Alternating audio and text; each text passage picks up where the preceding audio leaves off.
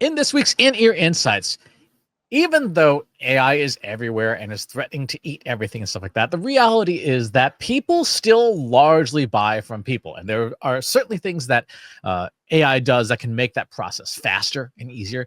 But today, I thought it might be good to review some of the basic selling frameworks, particularly for companies like ours, but in general, to help with complex sales. One of the things that, and Katie, I'd like your take on this. One of the things that people do most wrong in sales at the very outset is they segment out, B2B versus B2C, when they really should be segmenting out simple sale versus complex sale. Simple sales, like a pack of gum, right? There's techniques for increasing number of sales, but it's a transaction. You walk into the store, you put down your money, you walk out with your pack of gum, as opposed to a complex sale, things like B2B SaaS software, some versions of it, or consulting services, or buying a house or a college education, where there's a lot of stakeholders, a lot of negotiation, and things like that. So when you think about selling, particularly as the CEO of Trust Insights, who wants to sell more stuff, what do you think about advising people on how to sell better?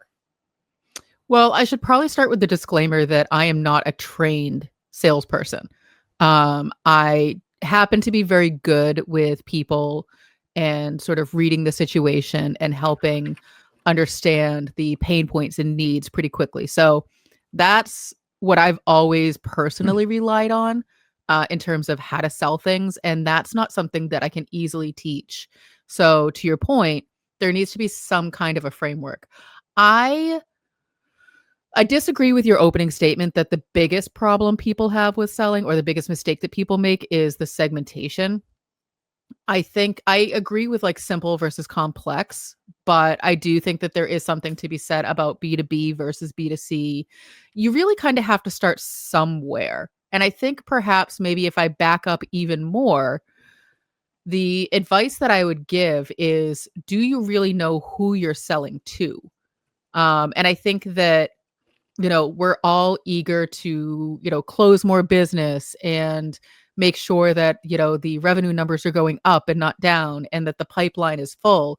Well, the way to do that, and again, I'm not a trained salesperson. So this is my approach, is I first want to make sure I'm super, super clear on our ideal customer profile, what their pain points are, and that we're super clear on our own messaging, so that we know that the services that we offer are matching the pain points of the customers that we want to have in our pipeline. When we started Trust Insights, we didn't have that. We had a good sense of what we could do, what we were capable of, but at the same time, we were kind of winging it.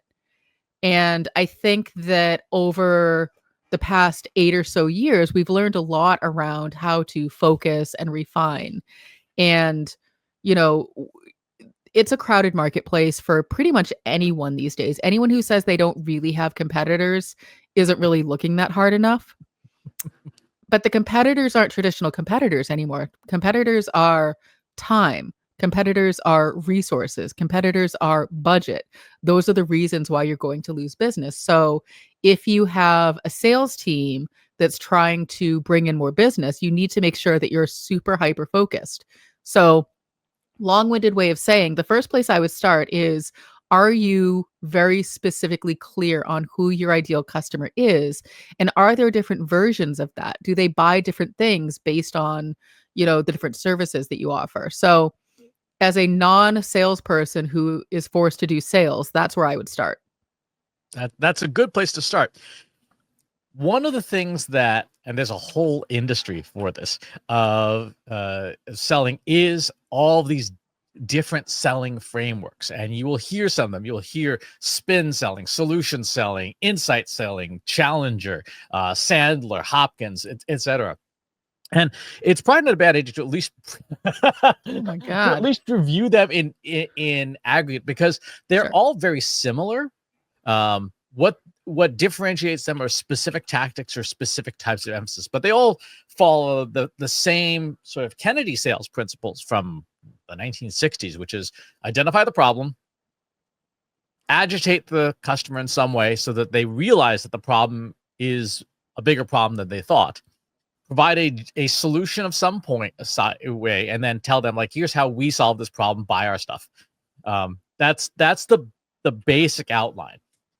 Each of the systems, like I said, has its own thin slice on how do we do that better.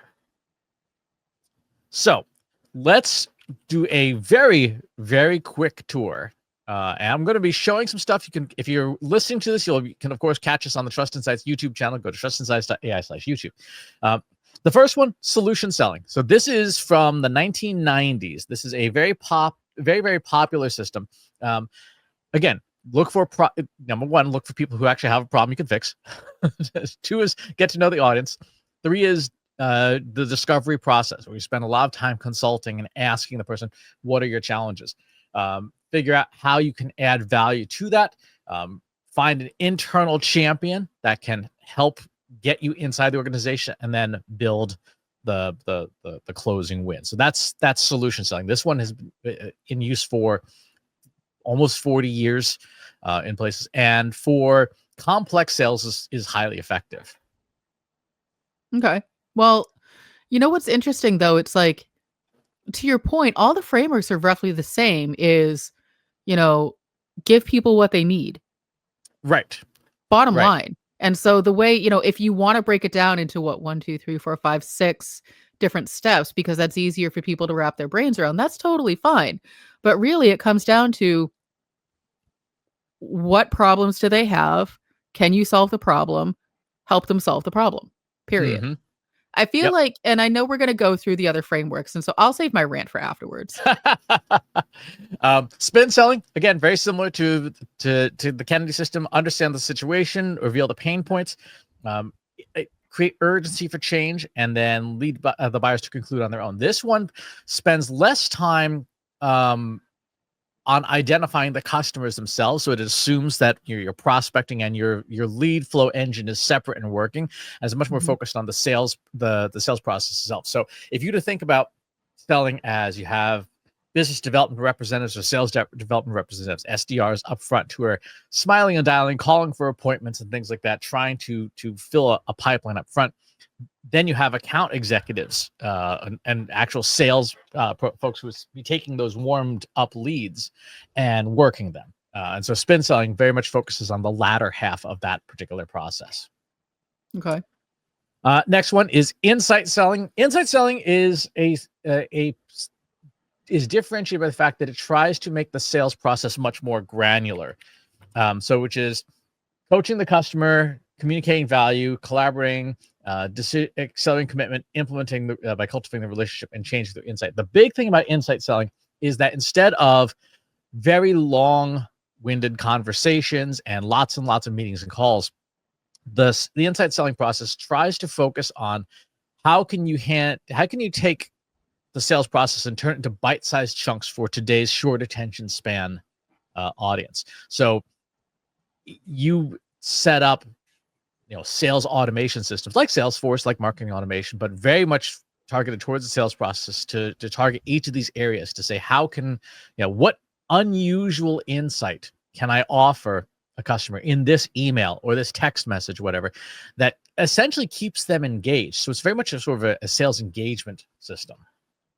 Which I think makes sense because, on a previous episode, we were talking about client services, and if your account managers or whoever's responsible for that relationship is saying only just following up and not giving any more context, I would ignore that email. Like, following up on what? Like, you got to remind me, because now you've given me more work to do.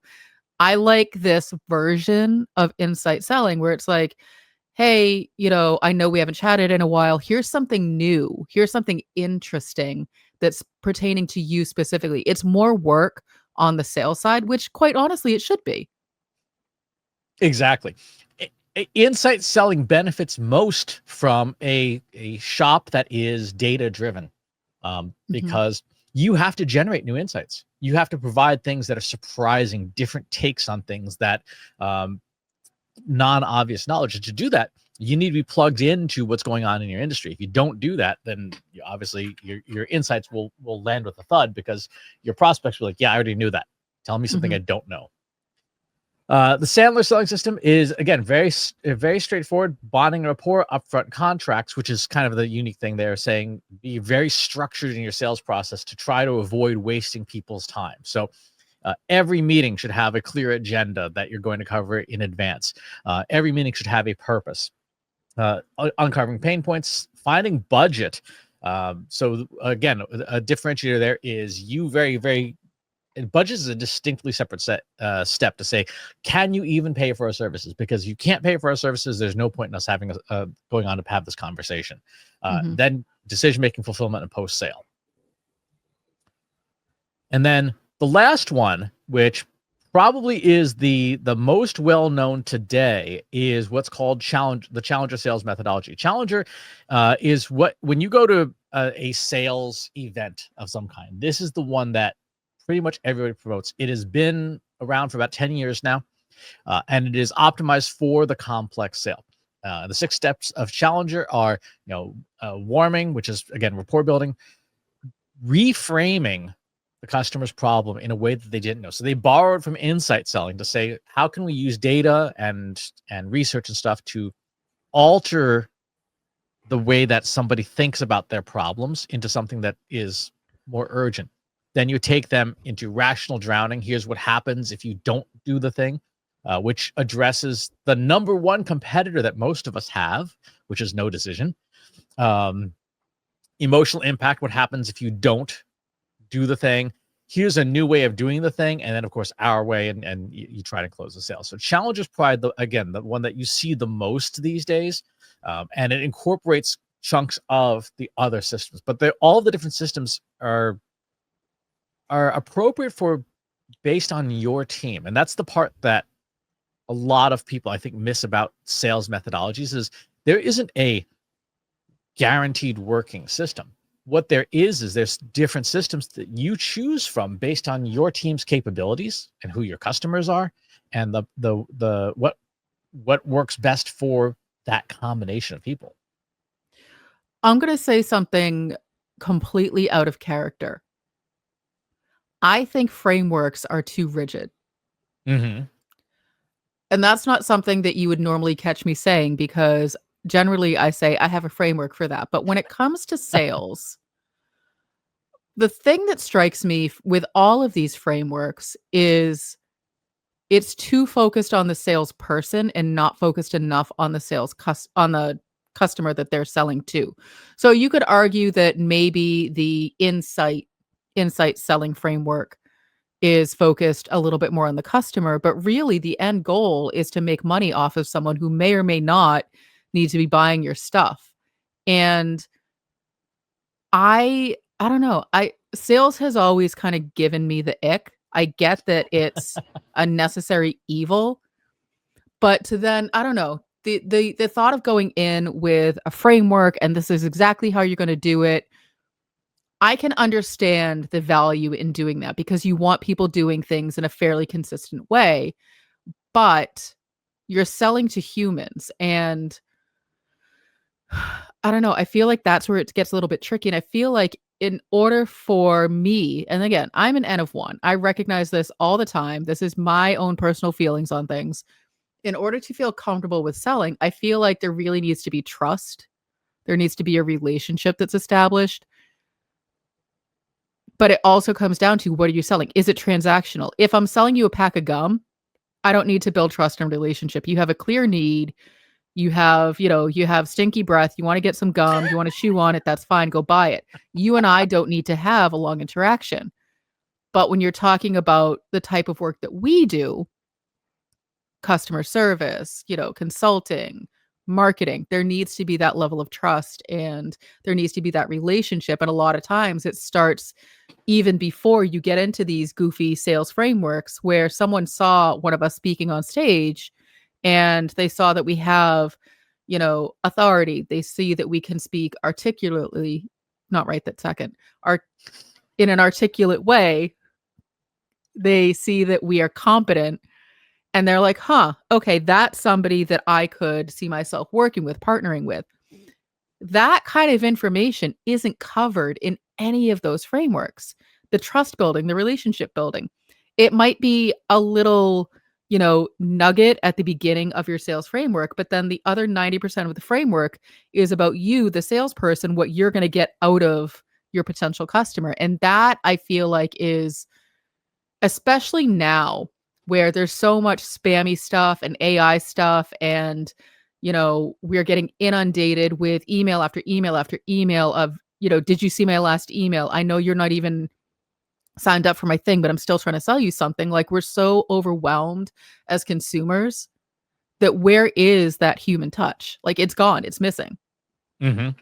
So you're 100% right. The sales frameworks are targeted towards getting a salesperson to do things in a standardized manner and to cover all the bases. So one of the things that has been a perpetual problem in sales management is, what is this person not doing that should be moving the deal forward? So for example, with Challenger, if a salesperson's really good at emotional impact, they have the good levels of empathy, they can say like, yeah, this challenge is really important to your business, but they're bad at the reframe, they won't get the prospect to even to that stage where their skills are best used. So I think you're right that it's too rigid and too self-centered in some respects, but in other respects, if you're trying to get a person to do the thing, having the framework to say like, yeah, you need to work on your reframing skills, right? Your reframing skills are lackluster. You're not getting the prospects past this point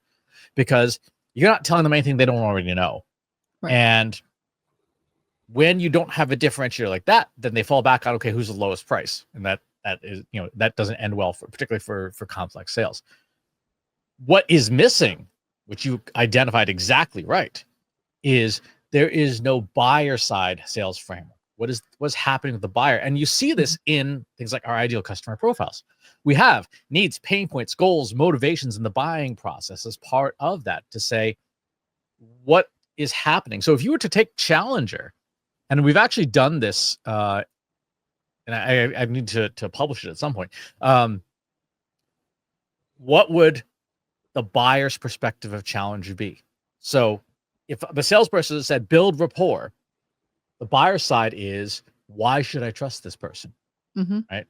If the seller side is reframe, the buyer side is, do I understand the problems I have, and does the salesperson understand the problems that I have? I don't care about new insights. Solve my problem. If the seller side is rational drowning, the buyer side is, what is working, what isn't working. Emotional impact is kind of where they do align, because if you have a whole bunch of stuff that's not working, it has emotional impact. New way from the seller side becomes, for the buyer side, is, well, why is this better? Why is this better than what we're already doing? And then our solution versus the existing solution, which is typically, again, our number one sales competitor is no decision. And so one of the things that does not exist or should exist is using, and this is where AI can be really helpful, using an ideal customer profile combined with a buyer side buying framework to say, hey, salesperson, you may be using this framework for your selling, but you're not meeting the buyer where they are. I also wonder too, so we often talk about how, the customer journey is kind of broken in a way because there's an assumption that it's linear, that it goes from step 1 to step 2 to step 3 to step 4. I look at something like the Challenger framework, and my first thought is, well, that's assuming that things go in a linear, like, and then this, and then this, and then this fashion. And what we know from a customer journey, which to your point, we need to marry to the selling journey, is it's not always linear. It doesn't always go step 1 to step 2 to step 3. So, I may be ready for a solution, and my salesperson who's trying to sell me something is like, well, wait a second. We need to go through the first 4 steps first, because that's how the framework works. And then we'll get to your solution. And I'm already going to get frustrated because I'm like, no, I already know what the thing is. I don't want to go through this emotional journey with you. I don't even know you. Just sell me something. And I feel like that's also where I feel like in this context, frameworks are too rigid. And again, I'm all for a framework in terms of getting people to do things in a consistent way. So then you build that muscle memory. They know the points they're supposed to hit. Then you need to give them the leeway to do things out of order, because humans don't do things in a linear way every single time as well. And I think that's sort of what I was trying to get at is it's not that I don't think a framework is good for sales. I think frameworks are great. I love them. But every framework has to have just enough flexibility to work with the situation, because very rarely, if ever, is a situation set up perfectly so that you can execute a framework exactly the way that it's meant to be run.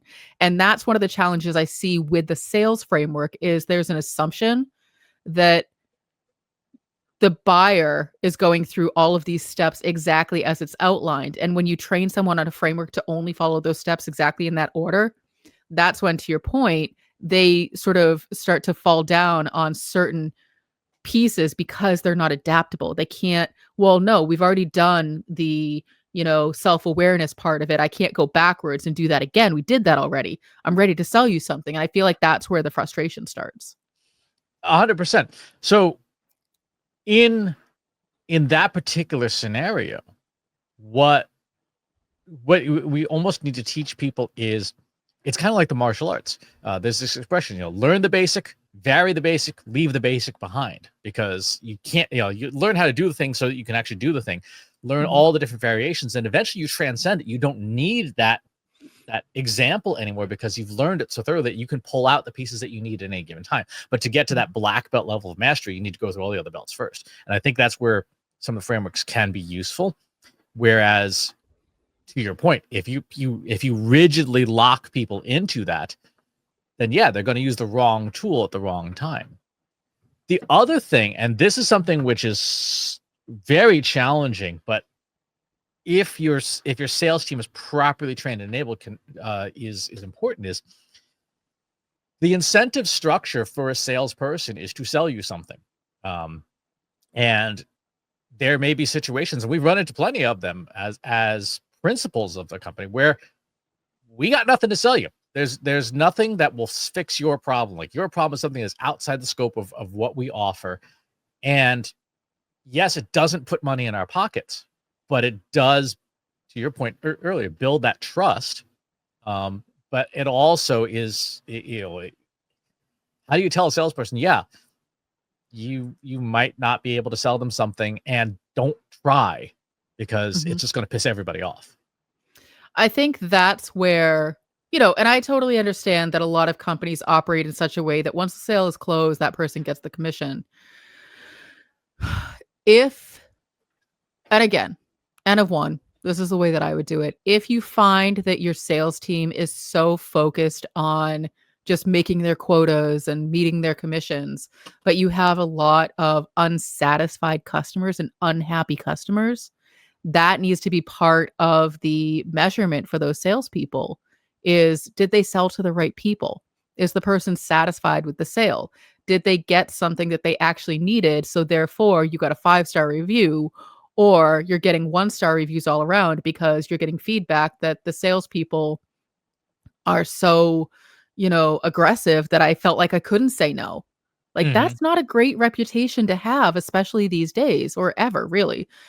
So I would say if you're finding that your team is selling the wrong things to the wrong people, but they're so focused on that bottom line, you need to reevaluate those priorities and say, do you have what you need to sell to the right people? Do you know who the right people are? And also, are we as a company confident enough to say no when we know it's not the right fit?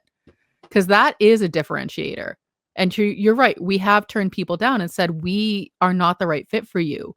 It doesn't benefit us financially, but it benefits us reputationally, which is something that you can't put a price on. Right. This, again, is an area where generative AI can be useful, because an AI evaluator, say, for like a go, no go, AI ain't getting a bonus. It gets no commissions. Its pay is the same no matter what. And so if you build something like a second opinion system into your lead scoring, into your prospecting, and perhaps even into things like proposal and evaluation, and you empower your team to say, like, hey, you know what, our custom GPT that does go no go says this is a no go. Let's not pursue this because we're not going to win it. If you do that, you take away some of that difficult to reconcile incentive process, because the human's like, I got to make my quota, or I want to win that trip to Aruba or whatever. And if the machine is saying, no, don't bid on this, don't submit an RFP response for this, that can help reduce some of those conflicts. Like anything, you have to have all of that background information about your customers, about your sales process, about your frameworks, about your companies, about your services, all that stuff to feed to generative AI in order to build those go, no go things, whatever it is. But so if you want help with building those knowledge blocks, we can absolutely do that. Go to trustinsights.ai/contact. We've talked extensively on past episodes of the live stream about the types of knowledge blocks you should have. So you can catch past episodes there at trustinsights.ai/YouTube. Go to the So What playlist. It all starts with knowledge blocks. It all starts with, forget knowledge blocks, forget AI. It all starts with good documentation about who you are, what you do, and who you sell to. The best framework in the world is not going to fix that problem if you don't have the good foundational materials. Throwing AI on top of it, if you don't know who your customer is not going to fix it. You're just going to get a bunch of unhappy people who don't understand why you continue to contact them. Yep. As with everything, AI amplifies what's already there. So if you're already doing a bad job, it's going to help you do a worse job. It'll do a worse job much faster. New tech doesn't solve old problems, man. Exactly. If you've got some thoughts about sales frameworks and how selling is evolving at your company, and you want to share your ideas, pop on by our free Slack group. Go to trustinsights.ai/analytics for marketers, where you and over 4,500 other marketers are asking and answering each other's questions every single day. And wherever it is you watch or listen to the show, if there's a channel you'd rather have it on instead, go to trustinsights.ai/GI podcast. You can find us at all the places that podcasts are served. Thanks for tuning in. We'll talk to you on the next one.